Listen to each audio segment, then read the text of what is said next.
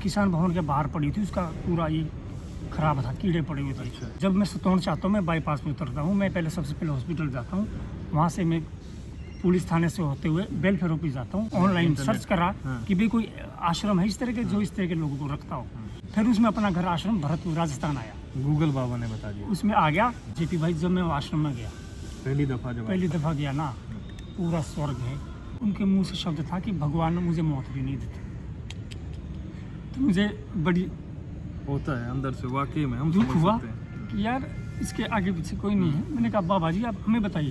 संजय भाई, क्योंकि मैं देख रहा हूँ आप बीच में भावुक भी हो जाते हैं, तो ये इस बात का अंदाजा है कि कितने निस्वार्थ भाव से दिल से आप सेवा करते हैं लोगों की। जेपी भाई, हमने देखा ना जो मानसिक रोगी ना, वो बेचारे कूड़े में से खाना खाते हुए मैंने खुद देखा।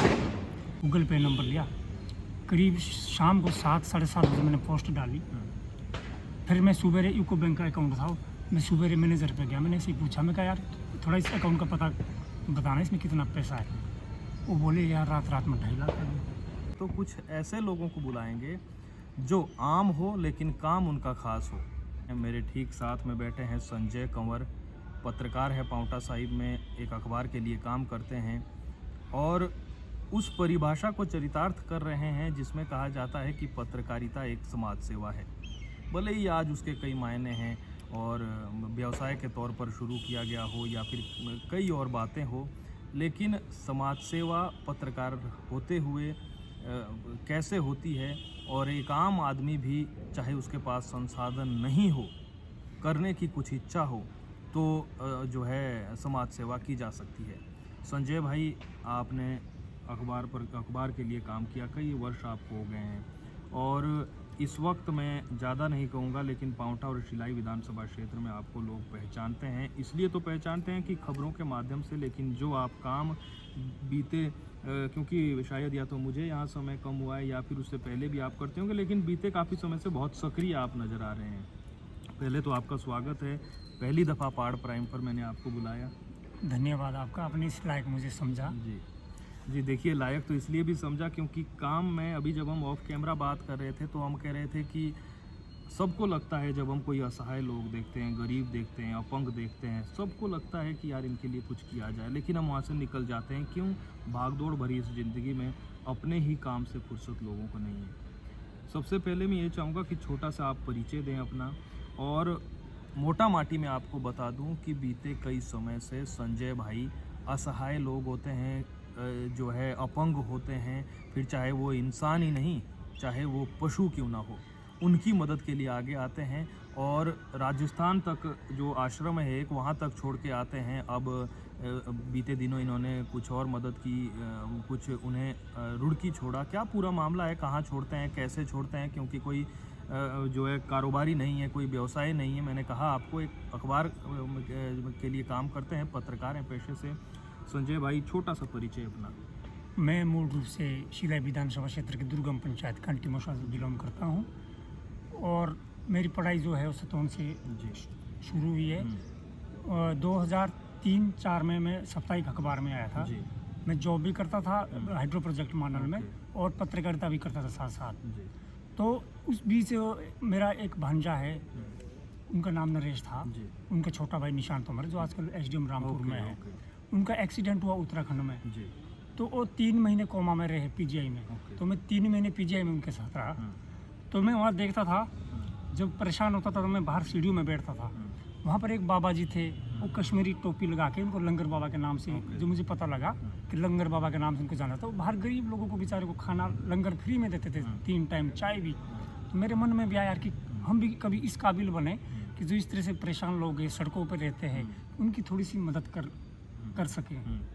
तो सबसे पहले मैं कहूँगा कि भगवान का एक शुरुआत करने के लिए भगवान ने कुछ एक बंदा भेजा। मैं सतौन में आज से 3-4 साल पहले की बात है, होटल में, सर्दियों की बात है, होटल में खाना खा रहा था। तो जैसे मैं खाना खा रहा था ढाबे में, तो वहाँ 2-3 पुलिस वाले थे।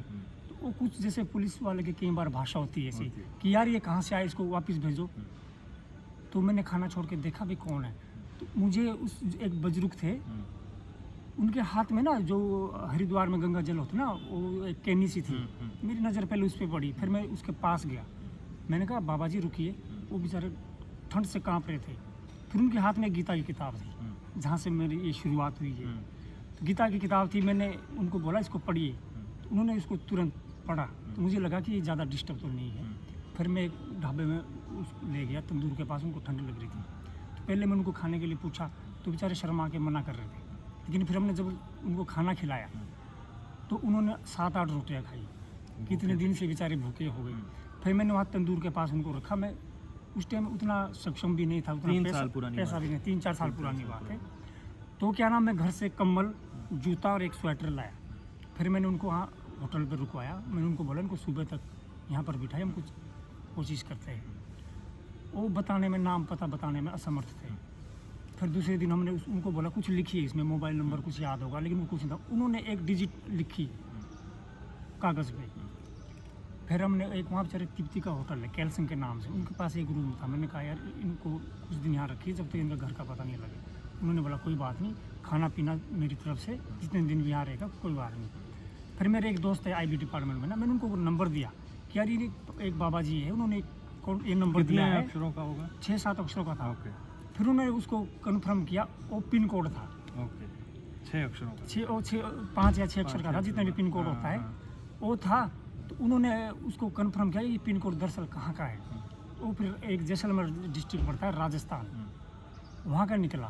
तो वहाँ का निकला तो फिर क्या नाम, वहाँ उन्होंने वहाँ का SP का नंबर लिया। फिर मैंने सोचा कि मैं बात करूँगा तो क्या पता इतने तेज नहीं दे। तो यहाँ LR वर्मा जी SDM होते थे, जो आजकल ADM सिरमौर है। मैं उनके पास गया कि मैं कहा सर ये SP का नंबर है, ये बंदा है, एक स्त्री मिला है, आप SP से बात करिए कि पता करिए कौन सी जगह का पिन कोड है प्रॉपर, और ये हम फोटो भेज देते हैं। उन्होंने SP से बात करी, लेडीज़ थी वो SP ना। फिर वो 2-3 दिन काम में बिजी हो गया, उनको ध्यान नहीं रहा। तीसरे दिन फिर मैंने खुद फ़ोन किया उनको। मैंने कहा मैम आपको SDM साहब का फ़ोन आया होगा, और ये बेचारे व्यक्ति इतने दिन से यहाँ है, ये पैदल ही चला हुआ था। उन्होंने कहा आप 10 मिनट रुकिए, आप मुझे सिर्फ उनकी फ़ोटो भेजिए। मतलब 10 मिनट बाद मुझे कम से कम भी 10 पुलिस थाने से फ़ोन आया होगा। अच्छा, कि आप बताइए कहाँ से बोल रहे हैं, ये फ़ोटो मैंने उनको भेजी। फिर एक बांकी जी की ढाकी पंचायत है, अच्छा, ये वो कहाँ व्यक्ति पे? ये राजस्थान में है, राजस्थान में। जैसलमेर डिस्ट्रिक्ट में, ये लास्ट बॉर्डर है राजस्थान का ना। ओके। उन्होंने बोला ये व्यक्ति वहाँ का है और ये लापता हुआ है, ये यहाँ से अपने परिवार के साथ हरिद्वार गया था, इसके फादर एक्सपायर हुए थे, वो वहाँ बिछड़ गया था और उसको ढूंढ रहे हैं 2-3 महीने से। फिर उसके भाई का फ़ोन मेरे को आ गया कि भाई आप क्या नाम इसको संभाल कर रखिए, हम आप, मैंने उनको एड्रेस दिया, पहुँचाइए, कोई दिक्कत नहीं है, हमारे 1 हफ्ते पहले हमें मिला है, पूरा हमने इनको कमरा में सेवा कर रहे कोई। वो बेचारे आए, उन्होंने मेरे को राखी बांधी पुलिस थाने में, फिर वो ले गए। उसके बाद से ये शुरुआत हुई। फिर शुरुआत हुई शुरुआत और हुई। वो गंगा जल था तो मुझे लग रहा है हरिद्वार से उन्होंने पकड़ के रखा था, हाथ में गीता गीता भी की थी। किताब थी। तो ये शुरुआत हुई शुरुआत वहाँ हुई से। वहाँ से। तो संजय भाई, अब जैसे आपने कितने लोगों को अभी तक, जो आश्रम आपने भरतपुर पहुंचाया अभी तक जैसे भरतपुर है, अपना रुड़की है, वहाँ संपर्क आपका, पहले मैं ये भी चाहूँगा, मेरे खुद मन में सवाल थे, क्योंकि जब आप सोशल मीडिया पे हम देखते हैं, भरतपुर में कैसे संपर्क हुआ उन आश्रम वालों से जहाँ वो अपना घर आश्रम है? कुछ समय पहले एक लेडीज़ थी दिल्ली की ना, ओके, वो यहाँ गीता भवन के क्या नाम, किसान भवन के बाहर पड़ी थी, उसका पूरा ये खराब था, कीड़े पड़े हुए थे। अच्छा, तो जो यहाँ पर ब्रेस्ट पूरा कैंसर खराब था, पूरा कीड़े चले हुए थे, इतनी स्मेल थी। तो यहाँ पर जो किसान भवन में कर्म एम्प्लॉयज़ है, उन्होंने 108 के माध्यम से उसको सिविल हॉस्पिटल पौंटा में पहुँचाया। पौंटा में पहुँचाया तो मेरी रूटीन है, जब मैं सतौन चाहता हूँ मैं बाईपास पे उतरता हूँ, मैं पहले सबसे पहले हॉस्पिटल जाता हूँ, वहाँ से मैं पुलिस थाने से होते हुए वेलफेयर ऑफिस जाता हूँ, खबरों को लेके भी खबरों और को ऐसे लेकर भी ऐसे कोई ही मिले कोई मान काम है। तो जब मैं हॉस्पिटल में शाम को मैं वापस जा रहा था, हॉस्पिटल में गया तो वहाँ एक अपना क्या नाम हेमंत भाई जी, वो मेरे को मिले। मैंने कहा आपका वहाँ कैसा ना हो। फिर वहाँ एक लेडीज़ बेटी थी, वो भी सामाजिक कार्य करती है, योगिता गोल जी। उन्होंने बोला यार एक लेडीज़ आई हुई है, हमें हॉस्पिटल से फ़ोन आया था। जब वो उसके नज़दीक गया ना, उसको इतनी स्मेल थी, मतलब हॉस्पिटल में रखने के लिए मना कर रहे कौन थे। से साल की बात होगी? ये है अपना 1.5-2 साल हो गए। ज़्यादा पुरानी नहीं। हाँ 1.5-2 साल हो गए।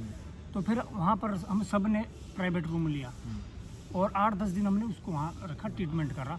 जब हमने उसको, हम मिले थे, उसमें 3 ग्राम खून था सारा, बात करने की स्थिति में नहीं थी। फिर उनको ब्लड नान से मंगाया, उनको ब्लड दिया। फिर उनके फैमिली से हमने कांटेक्ट करा, लेकिन फैमिली ने कोई रिस्पांस नहीं दिया, हमारे नंबर ब्लॉक कर दिया। लेकिन उस महिला ने एक जिद पकड़ी कि मैं ट्रीटमेंट यहाँ नहीं कराऊंगी, मुझे दिल्ली जाना है। अच्छा, फिर हम उस महिला को महिला आयोग दिल्ली से बात करके उसको दिल्ली हॉस्पिटल पहुंचाया। फिर वहाँ वो हफ्ते भर रहे, उसके बाद उनका निधन हो गया। तो सिविल हॉस्पिटल में पता लगा कि भी हम इस तरह के कार्य करते हैं। अच्छा। तो वहाँ पर एक बुजुर्ग था जो यहाँ उत्तराखंड का था, वो काफ़ी समय से कैंटीन है कोर्ट में, अच्छा। वहाँ पर बर्तन धोता था। अच्छा। वो पिछले 1.5 महीने से सिविल हॉस्पिटल में पड़ा था, उसके आगे पीछे कोई था, उसको कैंसर था, उसको यहाँ से रेफ़र किया हुआ था। तो एक सिस्टर है स्टाफ नर्स हॉस्पिटल में, उनका मेरे को फ़ोन आया। उन्होंने बोला कि एक बुजुर्ग है, हमने 1.5 महीने पहले यहाँ से रेफ़र कर रखा है, कैंसर कर रखा है, लेकिन ये कहीं जाए नहीं, इनके साथ कोई है नहीं, इनकी मदद करो। फिर मैं हॉस्पिटल गया, मैं बाबा जी से मिला, उनसे बुजुर्ग से। फिर मैंने अपने दोस्तों से शिमला बात करी कि यार इस तरह का है। उन्होंने बोला इसका ट्रीटमेंट या तो पीजीआई में है या शिमला आईजीएमसी में है, बाकी कहीं इलाज नहीं। तो मैंने जैसे दोस्तों से बात की, उन्होंने बोला हम एडमिट तो करा देंगे इसको बुजुर्ग को यहाँ पर, लेकिन हम साथ नहीं रह सकते क्योंकि लंबा इलाज है। फिर मैं परेशान हुआ कुछ दिन, मैं कहा क्या करें, हफ्ता कब हो गया इस तरह करते हैं ना। वो मेरे को बेचारे शाम को रोज़ फ़ोन करते थे कि बेटा कुछ हुआ। फिर मैंने ऐसे ही सर्च करा, ऑनलाइन सर्च करा कि भाई कोई आश्रम है इस तरह के जो इस तरह के लोगों को रखता हो। फिर काफ़ी आश्रम का एड्रेस आया, लेकिन हॉस्पिटल की सुविधा नहीं थी। फिर मैंने डाला कि भी जिस आश्रम में हॉस्पिटल की सुविधा दो, कोई ऐसा आश्रम है इंडिया में।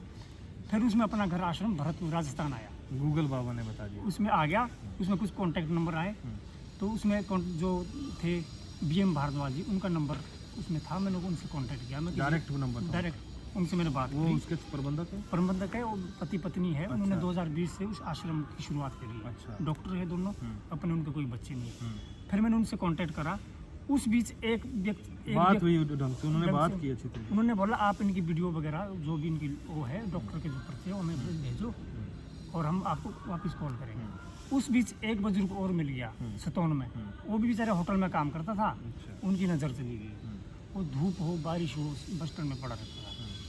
फिर पाउंटा साहब तहसीलदार ऋषभ शर्मा जी के माध्यम से हम उस बुजुर्ग को यहाँ लाए। फिर उनका दूसरे दिन कॉल आया आश्रम से।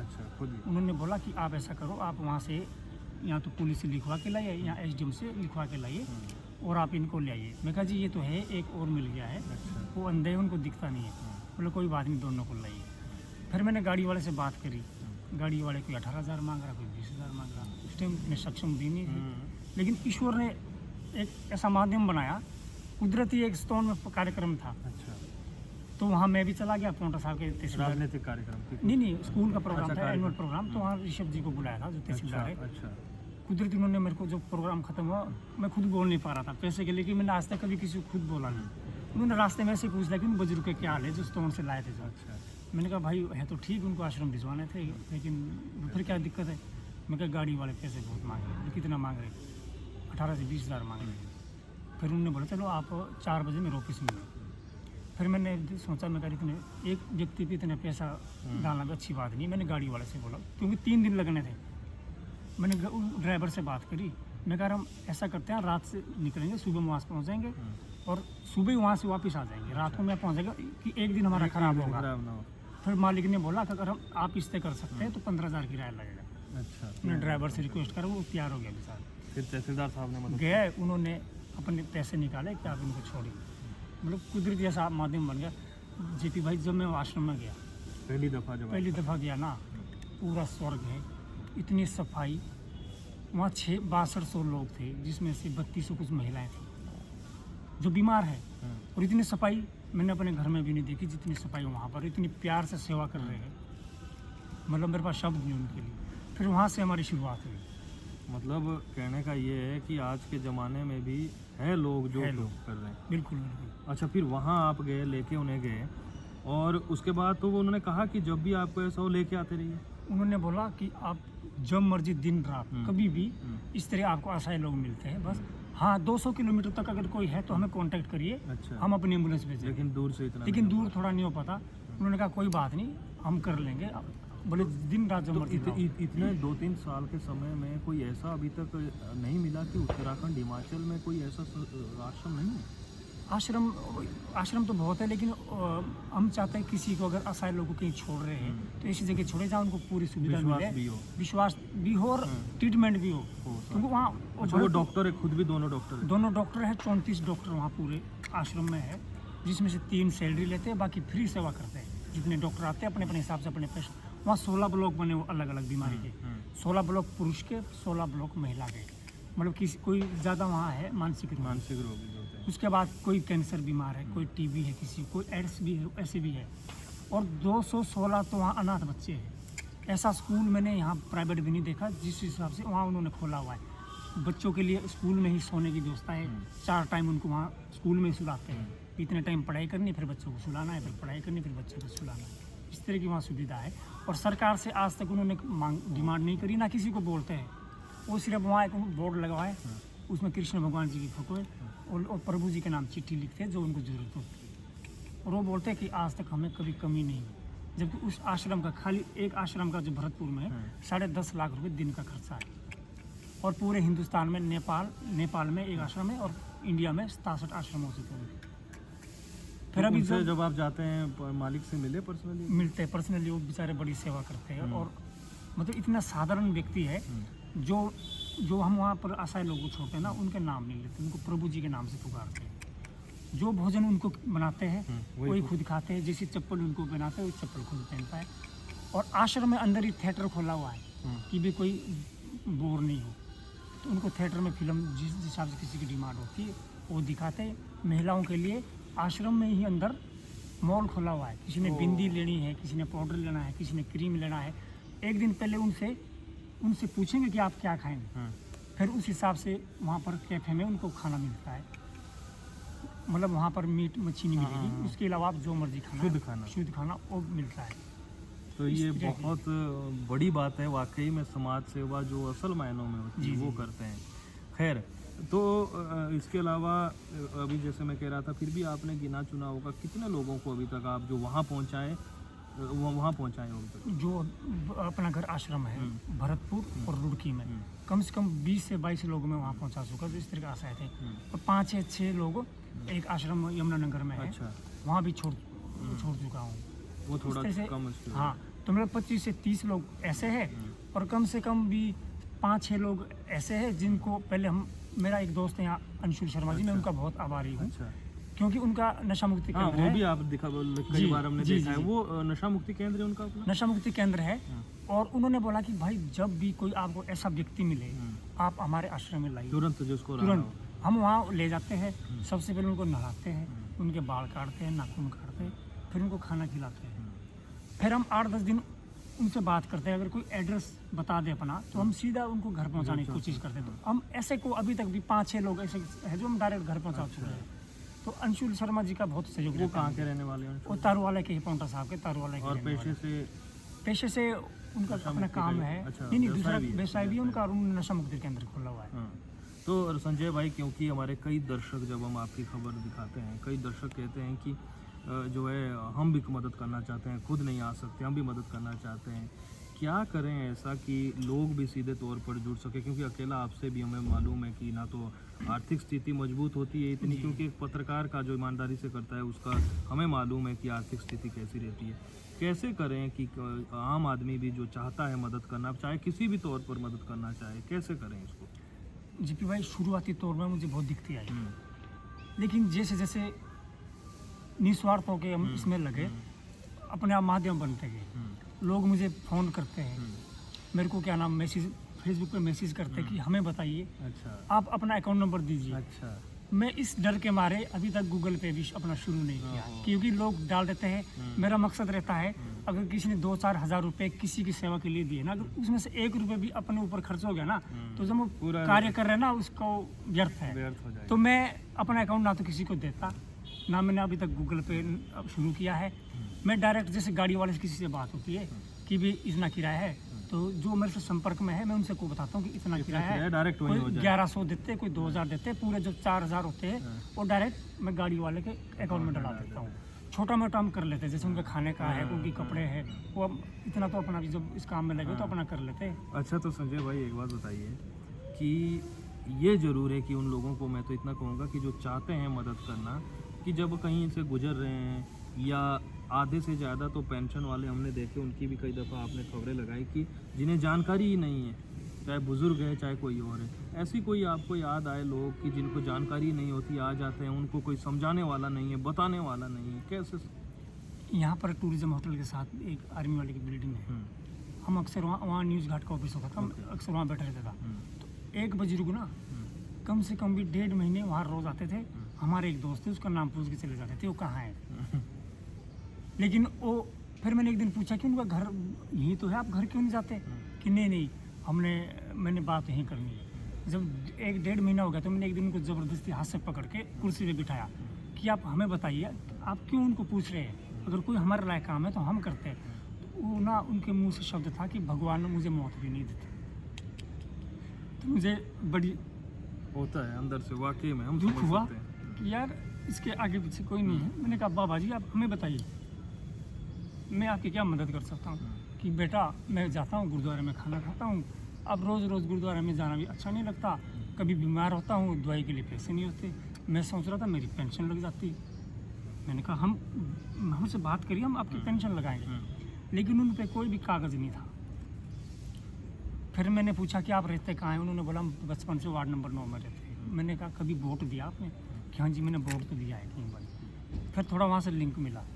फिर हम गए इलेक्शन ऑफिस में गए, हमने बोला कि ये वार्ड की जो है ना वोटर लिस्ट निकालिए। हमने इस बुजुर्ग का नाम देखा है, इसमें इसकी ब्याह पे इसका जो है ना वोटर आई कार्ड बन जाएगा। तो उसमें जो वोटर आई डी होता है उसमें ऊपर जो वोट होता है ना उसमें वोटर आई डी नंबर होता है लिखा हुआ। फिर वहाँ के कानगोजी थे, उन्होंने बड़ी कोऑपरेट किया, उन्होंने पूरी लिस्ट निकाली, उसमें से वो मिल गया। और काम आसान है अगर अधिकारी कोऑपरेट हाँ करने वाले हो। बिल्कुल, और मेरे साथ तो अक्सर अधिकारी कोऑपरेट करते हैं। तो उसका हमने सबसे पहले वोटर आई कार्ड बनाया, क्योंकि आधार कार्ड भी तभी बनता है अगर कोई फोटो वाला कोई प्रूफ है आपके पास, नहीं आधार कार्ड भी नहीं बनता। तो आधार कार्ड नहीं बन पा रहा था, तो वोटर आई कार्ड बना। फिर हम एक यहाँ लोक मित्र केंद्र में थे बेचारे, वो बहुत अच्छे आधार केंद्र में बहुत अच्छे कोऑपरेट करते थे।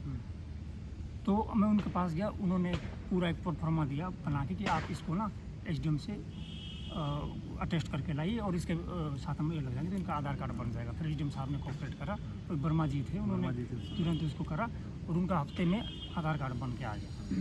तो आधार कार्ड बन के आ गया, फिर हिमाचली बनाना था कि शहर में हिमाचली लगता है। फिर मैं तहसीलदार जी थे विजय गुनोत्री जी, उनके पास गया। मैं कहा जी बुजुर्ग बेचारे से भटके, उनकी हेल्प करनी है, कितने साल से रह रही है कि अब उनकी उम्र कम से कम 70 साल हो गई कि मैं तो पैदा यहाँ हुआ हूँ। तो क्या अगर कोई पार्षद भी लिख के दे देता है कि ये इतने साल से यहाँ रह रहा है, कि उसमें शर्त होती है कि 20 साल से ऊपर अगर यहाँ रहता है तो उसका 20 साल का हिमाचली बन जाता है।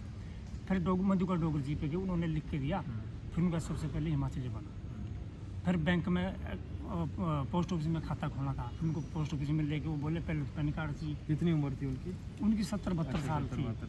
तो फिर हमने पहले पैन कार्ड बनाया, फिर पैन कार्ड बन के फिर उसका क्या नाम बैंक पोस्ट ऑफिस में खाता खोला। फिर हमने जो फॉर्मेलिटी थी उनका जो सामाजिक सुरक्षा पेंशन फॉर्म भरा, तुरंत उनकी पेंशन लग गई। तो फिर खुश हुए होंगे वो आज जब भी बेचारे मिलते हाथ जोड़ते हैं। मैंने कहा बुजुर्ग आप हाथ नहीं जोड़ो, आप हमारा आशीर्वाद हो, मैं तो बुजुर्गों का आशीर्वाद की ज़रूरत है। फिर हम अक्सर यहाँ गुरुद्वारे के बाहर जाते रहते थे, वहाँ बेचारी एक बुजुर्ग लेडीज़ बैठी रहती, उसको दिखता नहीं। अच्छा, उसका बेटा एक्सपायर हो गया, कोई है नहीं। वो भी मैंने उनको ऐसे ही पूछ लिया कि आपकी पेंशन है लगी? बोलो बेटा कोई लगाता ही नहीं। फिर हमने उसकी पेंशन भी लगवाई।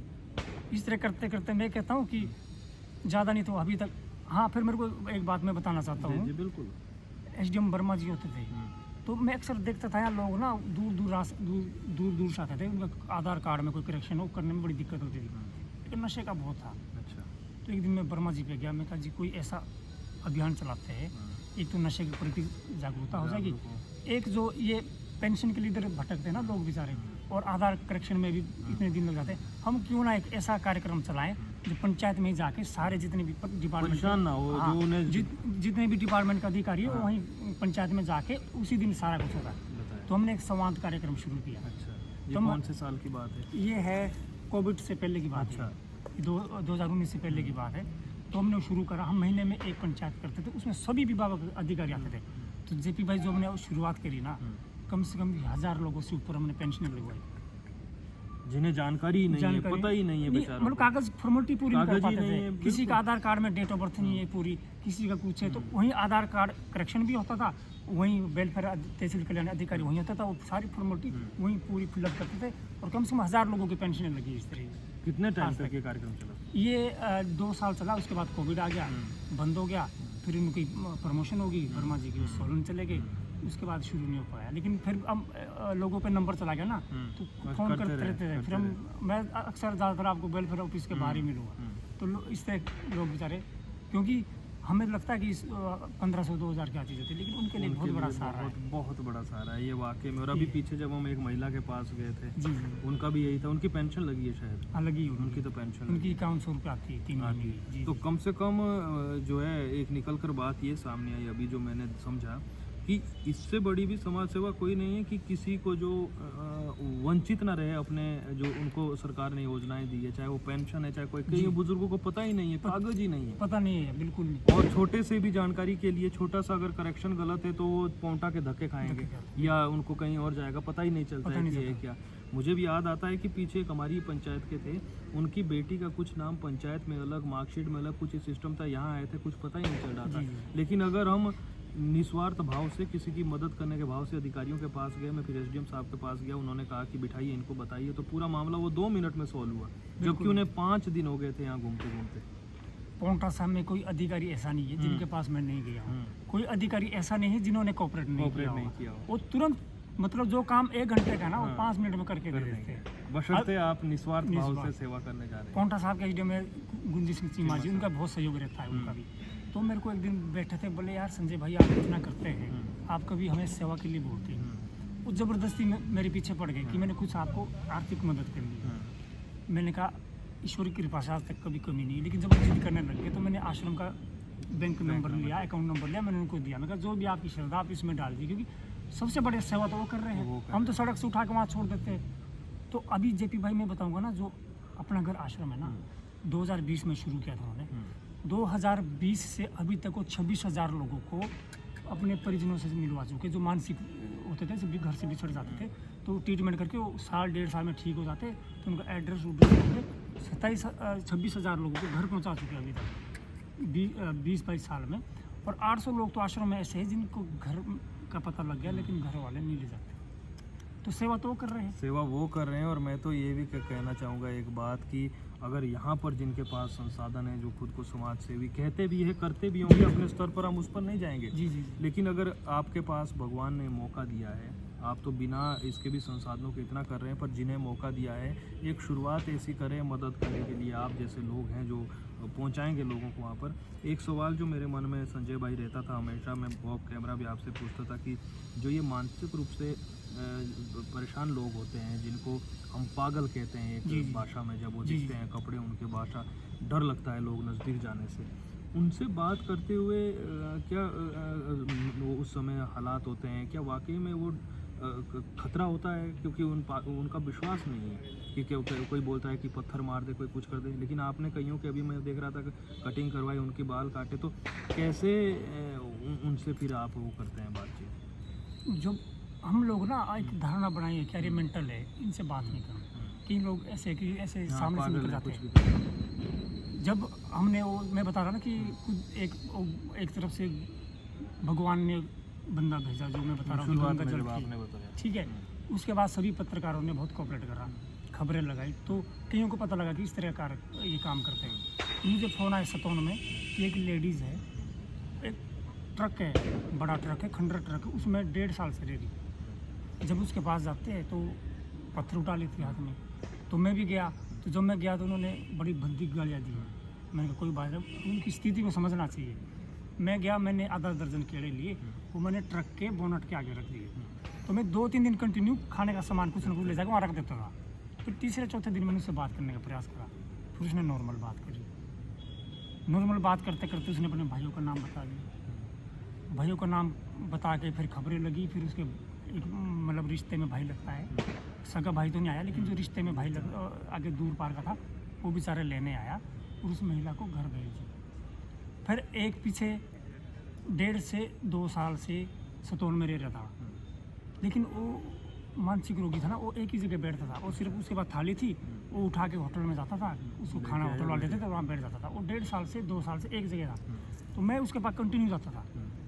वो मतलब बात नहीं करता था फालतू ना, ज़्यादा बात ही नहीं करता था। वो सिर मुँह इधर कर देना, कभी इधर कर देना। फिर मैं कॉपी पेन उसको दे देता था, किसमें कुछ लिख। तो ऐसे अपने लिखने का प्रयास करता था, पर समझ नहीं आता था। बीच में क्या हुआ, कोविड आ गया 2020 में, लॉकडाउन लग गया। लॉकडाउन लग गया तो ढाबे डूबे बंद हो गए, उसको बेचारे को खाना नहीं मिला। तो एक दिन मेरे ध्यान आया कि यार वो बेचारे वो सड़क में पड़ा रहता, उसको खाना कहाँ से मिला। तो मैं खाना देने गया वहाँ से गायब था। 3-4 दिन देखा मिला नहीं। फिर लॉकडाउन खुला, फिर मैं लास्ट बस कपूर बस जाती पाउंटा से सतौन से रेणुका जी ना, तो मैं उस खिड़की पिछली खिड़की से जैसे ऊपर बैठ रहा था ना, तो मैं जैसे खिड़की लगाने के लिए पीछे मुड़ा, वो सामने हमारा आई कांटेक्ट हुआ और उसने मेरे को देख के स्माइल करा। तो मैंने वो बस छोड़ दी, मैं उतर गया। तो मैं उसके बाद चला गया कि मैंने कहा यार आपने घर जाना है? बोला हाँ जाना है। मैंने कहा आप नाम तो बताते नहीं ना, आप एड्रेस बताते। फिर उन्होंने ना मतलब गाँव का नाम बताया और आनंद नाम बताया जो नाम के पीछे लगता था। फिर मैंने वही जो मैं बोल रहा ना IB में जो दोस्त थे, मैंने उनको फिर एड्रेस दिया। वो मैं कहा ये इस तरह का एड्रेस बता रहे। फिर वहाँ से एक माऊ डिस्ट्रिक्ट पड़ता है, घोसी उपमंडल है राजस्थान में, यूपी में। अच्छा यूपी में घोसी। हाँ, तो वहाँ का SDM का नंबर लिया, बल्कि आज भी वो SDM बेचारे मेरे अच्छे मित्र बन चुके हैं। मैंने उनसे बात करी कि मैं कहा जी एक व्यक्ति है 1.5-2 साल से सतौन में है, लेकिन आप ये एड्रेस बता रहा है, आप थोड़ा हेल्प करेंगे हमारी? उसने बोला कोई बात नहीं। और 1 घंटे बाद उस व्यक्ति के जीजा जी का फोन आ गया। लेकिन उस व्यक्ति की एक खासियत थी, वो एक जगह रहता था बैठा हुआ ना। तो मैंने भी देखा बस स्टैंड पे कि यहाँ बैठा हुआ है। मैंने कहा यहाँ से कहीं जाना नहीं। और दुकानदार बोलता है 3 महीने से ही खाना लेने आता है, वहाँ बैठ जाता है। तो जैसे ही क्या नाम एड्रेस आया, मैं शाम को फ़ोन आया उसकी जीजा जी की, मैं सतौन चला गया था। मैंने कहा अभी मैं 20-25 किलोमीटर वहाँ से दूर रहता हूँ, मैं सुबह जाके मैं उसको अपने पास ले जाके आप लेने आ जाना, लेकिन तब आना जब मैं कॉल करूँगा, आप ऐसे नहीं आना। बोले नहीं हम अभी रातों रात आ जाते। तो मैंने कहा इतने दूर से आप आ रहे हैं, सुबह आना, मैं बात करूँ। गया मैं वहाँ भाई, तो वहाँ से गायब था। फिर मुझे टेंशन होगी। फिर बेचारी उसके पत्नी का फ़ोन आ गया। उनको लगा कि पत्नी पैसे की डिमांड कर रहे हैं, लग रहा होगा कि पैसे क्या होता, पैसे तो भी ये बताएगा। वो बोले आप अपना अकाउंट नंबर दे दो। मैं कहा दीदी हम ना 2 साल से इस व्यक्ति को देख रहे हैं, बातचीत कर रहे हैं, हमें पैसे की ज़रूरत होती तो हम ये प्रयास ही नहीं करते। और मैं कहा मैं पूरा ढूंढने का प्रयास करूँगा और आप निश्चिंत होइए, हम इनको ढूंढ निकालेंगे। फिर हम ढूंढा मिला नहीं। फिर मेरे पास फ़ोटो थी, मैंने बड़ा पोस्टर बनाया, उसमें अपना नंबर लिख दिया। कुछ हमारे पत्रकार साथी हम हरपटपुर तक गए। हमने वहाँ भी अपने कंप्लेंट रेडियो वाले को दिया कि मेरा ये व्यक्ति दिखे तो मेरे को कांटेक्ट कर लेना। फिर हमने खबरें लगाई। फिर एक क्या रामपुर घाट से आगे पंचायत पड़ती है, नवादा से फ़ोन आया कि जो आपने फ़ोटो लगाई ना, इस शक्ल का बंदा एक यहाँ पर भी है। उस टाइम मेरे पास गाड़ी नहीं होती थी, फिर वहाँ ज़रा मुश्किल हो गया। फिर मैंने दोस्त की गाड़ी ली और मैं देखा उसको उठा के लाया। फिर उनको फ़ोन किया। फिर बेचारे वो लोग 700-800 किलोमीटर दूर लेने आए। तो पता चला उनकी जो 11.5 साल पहले जो घर से मतलब डिस्टर्ब था ना, वो शादी के लिए थे कहीं। तो रिश्तेदारों ने सोचा घर चला गया, परिवार वालों ने सोचा कि रिश्तेदारी में होगा। 2-3 दिन हो गए तब तक वो आगे से निकल गया था। 11.5 साल पहले तो जो उनका साला था, बोलता है मेरी माता जी जो है ना, सुबह शाम 11 साल से मंदिर गुरुद्वारा कई ऐसी जगह नहीं जाओ नहीं गए उन्हें, और डेली जाना रूटीन में। तो उनकी परीक्षा है जो उनको 11 साल बाद मिलवा है। उनकी मिसिस स्टाफ नर्स है और बेटा है वो क्या नाम इंजीनियरिंग कर रहा था। तो मतलब वो जब मिले ना, जो आंसू निकले ना, वो बेचारी उनकी पत्नी थी मेरे पैरों पे गिर गई। मैंने कहा आप ऐसा पाप मत चढ़ाओ, ये तो आपके जो माता जी है ना, उनकी परीक्षा है, उनकी जो मेहनत है, जो गुरुद्वारे में गए मंदिर में, उसका परिणाम है जो आपको 11-11.5 साल मिलवा रहे। हमारा इसमें कुछ नहीं है। फिर बेचारे उस टाइम भी कुछ पैसे देने लग रहे थे कि हमारी तरफ से सेवा है। मैं कहा नहीं आप जाइए, इनका इलाज कराइए, जो पैसा आप समझ रहे हैं ना मेरे को देना, इनके इलाज पे खर्च करिए। तो भी हर 1-2 महीने में फ़ोन ज़रूर करते हैं। तो संजय भाई वाकई में इतना बड़ा काम है। मैं इसीलिए आपसे कह रहा था कि लोगों को ये नहीं है कि आपने कोई चुनाव लड़ना है कि प्रचार करना है कि क्या है, लेकिन ये ज़रूर था कि कोई अगर इतना बड़ा काम कर रहा है तो कम से कम लोगों को मालूम चले कि हाँ, आज भी जैसा आपने बताया वो आश्रम का नाम अपना घर, इतने आज भी धरती पर है ऐसे लोग। और एक बात ये समझ आई, अभी आपने बात कही, ये देखिए जैसे बंदर है, अब अगर हम इसको चिढ़ाएंगे या बंदर करके ये डरेगा, ये बात नहीं करेगा, जैसे आपने अभी उनका जिक्र किया जिनको हम पागल कहते हैं। लेकिन जैसे आपने कहा कि केले दिए कुछ दिन तक, हम ऐसे ही भी अगर जानवरों को भी कुछ दिन तक देते रहे, वो प्यार समझेगा कि हाँ सही है। बिल्कुल। तो संजय भाई बहुत अच्छा आप काम कर रहे हैं, और हम तो यही कहेंगे कि जो है जिस तरीके से काम कर रहे हैं, पहले मेहमान हमने दर्शकों को कहा था कि पॉडकास्ट शुरू करेंगे, इंटरव्यू करेंगे, पहले मेहमान आप बने और कुछ लोगों को कहना चाहें, क्योंकि जब आप कर रहे हैं तो जाहिर है हर इंसान सोचता सब है कि हमने अच्छा करना है, लेकिन नहीं कर पाते हैं। क्या आप अंतिम मैसेज एक देना चाहेंगे, संदेश देना चाहेंगे, चाहे क्षेत्र के लोग सुन रहे हैं, चाहे हिमाचल के लोग सुन रहे हैं, चाहे जो भी सुन रहे हैं? मेरा कहना तो ये करेगा, अगर सच्चे दिल से कोई काम करेगा ना, सच्चे मन से, तो ईश्वर खुद ना खुद रास्ता बनाएगा। मैंने देखा कि मेरा गांव पड़ता है कांटी मशुआ, हाँ। पंचायत है, पंचायत। उस साथ एक हरिजन बस्ती झलोटी है। तो हमारे वहाँ पशु बांधते हैं, तो भाई वगैरह वहाँ घास देने, पशु को पानी पिलाने जाते रहते थे। एक दिन मुझे भाई का फ़ोन आया कि एक लड़का है, 1 साल का है, उसके दिल में छेद है, वो नहान ले गए, नहान से एजेंसी ले गए, एजेंसी से पीजीआई ले गए, उसका ऑपरेशन होना है और कम से कम 5 लाख का खर्चा बताया है।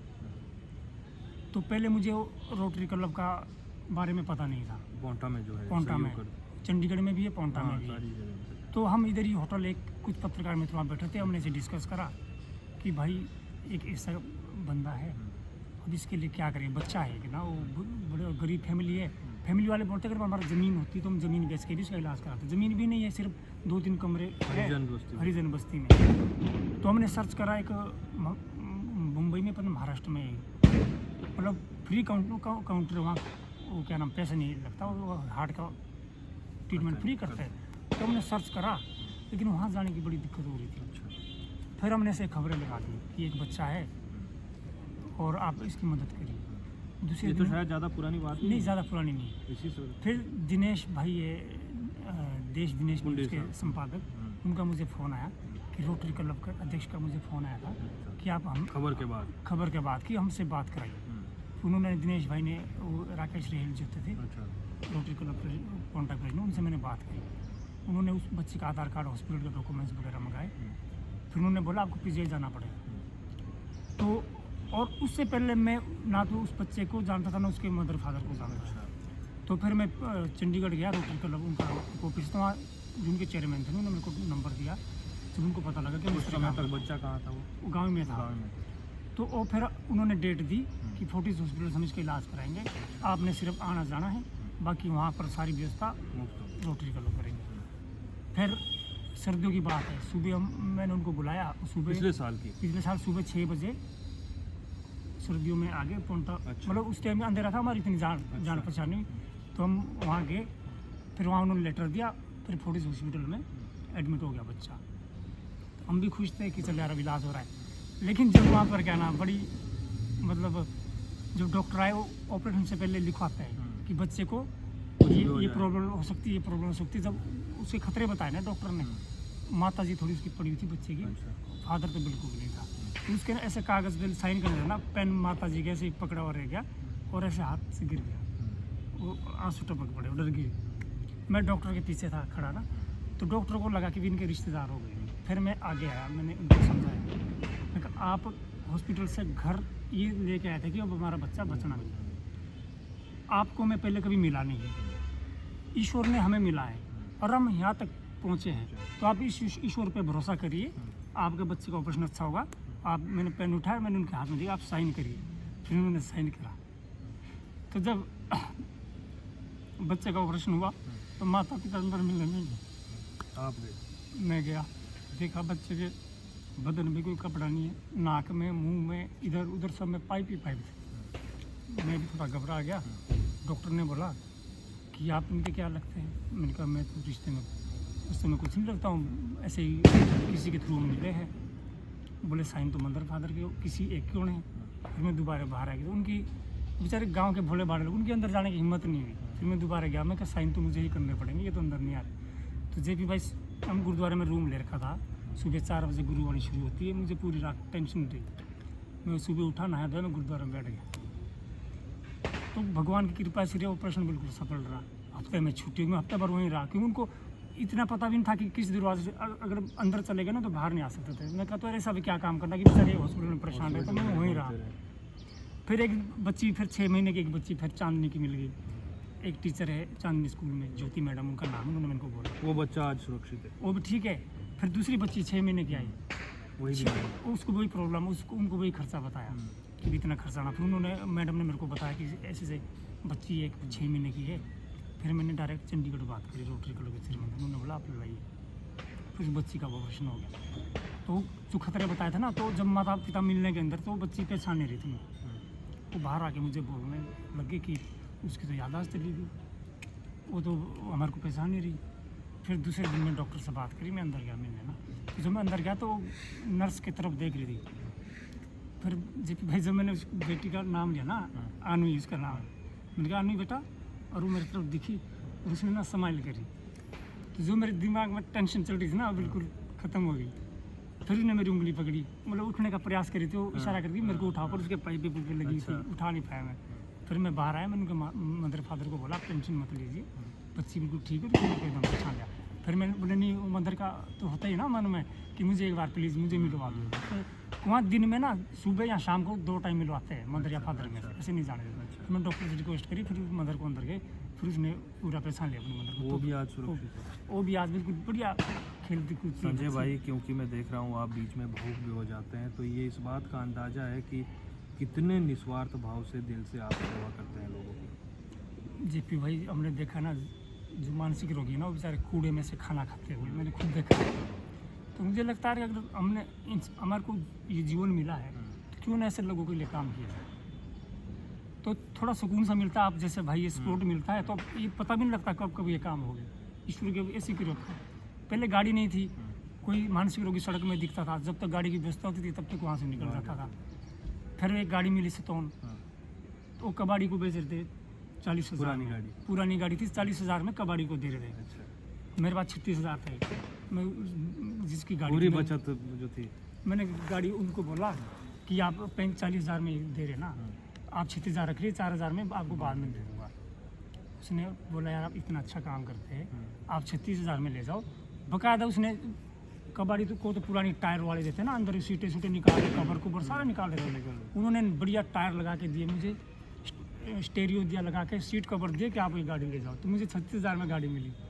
लेकिन अब मैं कोई भी रास्ते में दिखता है, आने जाने में कोई दिक्कत नहीं होती, बिठा देते हैं। पहले यमुनानगर हम ले जाते थे, 4-5 हज़ार रुपये गाड़ी वाले ले जाता था यमुनानगर से आगे वो आश्रम ना। अब 1500 का तेल लगता है और 400-500 का टोल लगता है वहाँ आने जाने का। 2000 में हम छोड़ आते हैं। तो अपने आप ईश्वर माध्यम देता है। तो और गाड़ी का आज तक कभी पंचर, इतनी पुरानी गाड़ी है, 2009 मॉडल है, अभी पास करवाइए, कभी रास्ते में पंचर तक नहीं हुआ। ये तो ऊपर की ईश्वर की कृपा है जो इस तरह का। और ये वाकई में ये पहला ऐसा भी इंटरव्यू रहेगा, पॉडकास्ट रहेगा, जिसमें हम लोगों को ये नहीं कहेंगे कि आप हमारी मदद कीजिए, हमें कुछ दीजिए। पहली दफ़ा है कि हम आपको बस इतना कहेंगे कि जितना आपसे हो सके आप अपने आप मदद करें आगे से आगे। बाकी बहुत अच्छा लगा संजय भाई, क्योंकि पहली दफ़ा हम भी इंटरव्यू के बहाने इतनी लंबी बातचीत कर पाए, समझा हमने भी कुछ, और उम्मीद है कि लोगों ने भी सुना, लोग भी देखेंगे। और इसी तरीके से दुनिया जहान में जो चल रहा है सब कुछ जो है ईश्वर की कृपा से सही। जेपी भाई, अगर आप अच्छा कार्य करेंगे ना, अच्छे लोगों की कमी नहीं है। मैं एक उदाहरण देता हूँ। हमारे एक आंटी मोशा पंचायत की एक खील जगह पड़ती है, हरिजन बस्ती। वो बेटी थी 7 साल की, उसको कैंसर था। कमाने वाला सिर्फ पिता, और पिता 4 महीने से पीजीआई में। उसका एक बेटा है, नाहन में कॉलेज में पढ़ाई करता था और रात को बर्तन धोता था। ये भी ज़्यादा पुरानी बात नहीं है, ज़्यादा पुरानी नहीं। रात को बर्तन धोता था, 11 बजे होटल से छुट्टी होती थी, कई बार उस लड़के के पीछे कुत्ते भागते थे। कुदरती एक दिनों मिल गया वो। मुझे नहीं पता था उसकी वो क्या नाम बेटी बीमार है। मैंने कुदरती ऐसे ही पूछ लिया कि भैया आजकल कहाँ तेरे पापा। वो बेचारे रो पड़ा कि मेरी बहन बीमार है, उसको ब्लड कैंसर है, वो पीजीआई में है। तो मेरे को टेंशन होगी। मैंने अकाउंट नंबर लिया, मैंने कहा प्रयास करते सोशल मीडिया पर डाल के, गूगल पे नंबर लिया। करीब शाम को 7-7:30 बजे मैंने पोस्ट डाली। फिर मैं सुबह यूको बैंक का अकाउंट था, मैं सुबह मैनेजर पे गया, मैंने ऐसे ही पूछा, मैं कहा यार थोड़ा इस अकाउंट का पता बताना, इसमें कितना पैसा है। वो बोले यार रात में 2.5 लाख आ गए। मैंने बोला ठीक से देखिए 25,000 हो गए। बोले नहीं भाई, हमारी बात कर रही थी और उसमें 40-50 हज़ार और आ गए, उसी टाइम आ गए। तो तीसरे दिन उस भाई का फ़ोन आता है बच्चे का कि अंकल जी अब ये आप ना बंद करा दीजिए, हमें थी 5 लाख की ज़रूरत, अब 6 लाख हो चुके हैं। और पहाड़ के लोग देखिए, भोले कोई और होता तो सोचते आते जाते। पहाड़ के, हाँ बिल्कुल। तो मैंने उस एक अपील डाली कि अब पैसे पूरे हैं, अब मत डालिए। उसके बाद उन लोगों ने इतनी गरीब 3 दिन में 11 लाख रुपये उस बिटिया के लिए। फिर वो लड़का मुझे कहने लग गया कि अब इतना पैसा हमें तो एक्स्ट्रा आ गया है, तो हम रख नहीं सकते।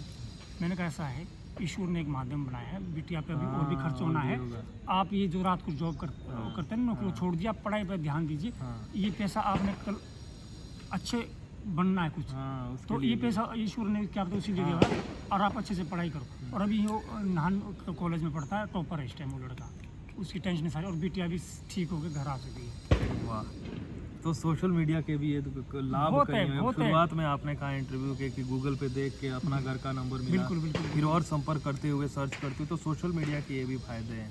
अब एक मैं बुजुर्ग कुलथीना का है, आप लोगों ने हाँ, उसमें बड़ी वो मदद भी की। थे। तो मैं उनका टेस्ट कराने लैब में गया हुआ था, अच्छा, रिपोर्ट लेने गया था यहीं पे।